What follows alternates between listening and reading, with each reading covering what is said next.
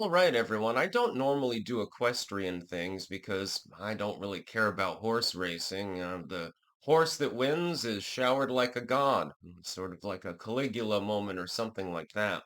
Horses that do well, of course, they're used to stud feed.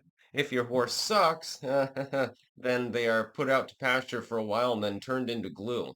I do not particularly see horse racing as it's not even really a sport when you think about it. Basically, it's a matter of finding a skilled midget in order to ride them or be under the proper weight range. So I don't watch the Kentucky Derby. I'm not interested in that. I'm not going to watch the Preakness or whatever the other one is. I can't remember the name of it. Link in the description, though, archived, of course. I did find it funny that the winner of the race was named Sovereignty, beating out the favorite, which was named Journalism. And there are still people, by the way, out there that don't believe that occult memetics actually exist. They do exist. It is not a coincidence that sovereignty beats out journalism. We see this as a microcosm of the current argument within sociopolitics within the United States, especially, although it's definitely a thing elsewhere also.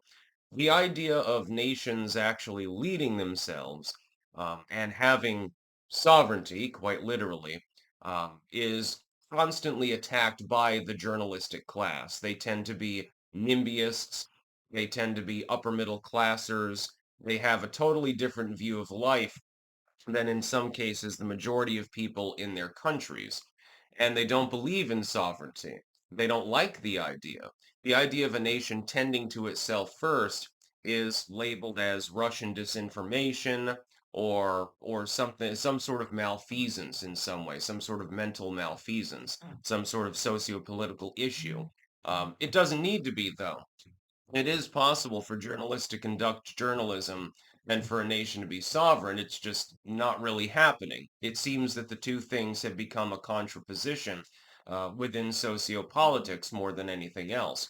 Journalists constantly heap abuse on the people that are trying to make their nations more independent, whereas people who believe in personal and national independence are constantly being abused and constantly lashing back out, and then the journalist class, they complain about it.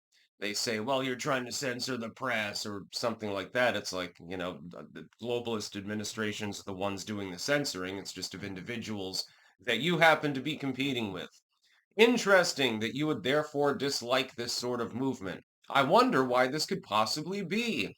When you put two and two together, it's quite obvious. This is occult memetics. These names were chosen not at random. They were given by individuals that were raising these horses, and they decided to put them on the battlefield, so to speak. Turns out that sovereignty beat journalism. I think that this is very, very good. There's probably a reason why I'm not seeing this particular article on CNN. I'm not seeing anything there.